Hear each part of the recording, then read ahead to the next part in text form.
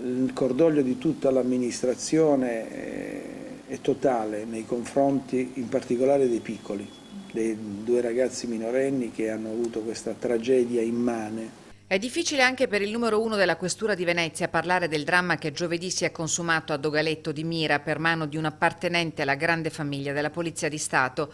Un femminicidio, il quarto nel veneziano nel giro di pochi mesi, causato forse dalla gelosia che ha scatenato la furia cieca di Luigi Nocco. C'è un profondo cordoglio in questura.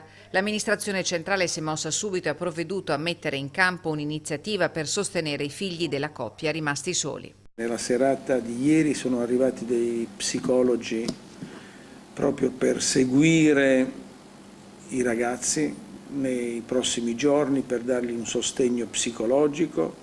Il nulla osta per la sepoltura di Luigi Nocco e Sabrina Panzonato non è ancora stato rilasciato dalla magistratura, che ha disposto tutta una serie di accertamenti. Ieri l'autopsia eseguita sui due corpi avrebbe confermato che la coltellata al fianco con cui il poliziotto ha infierito nelle fasi concitate del litigio non avrebbe potuto avere conseguenze fatali.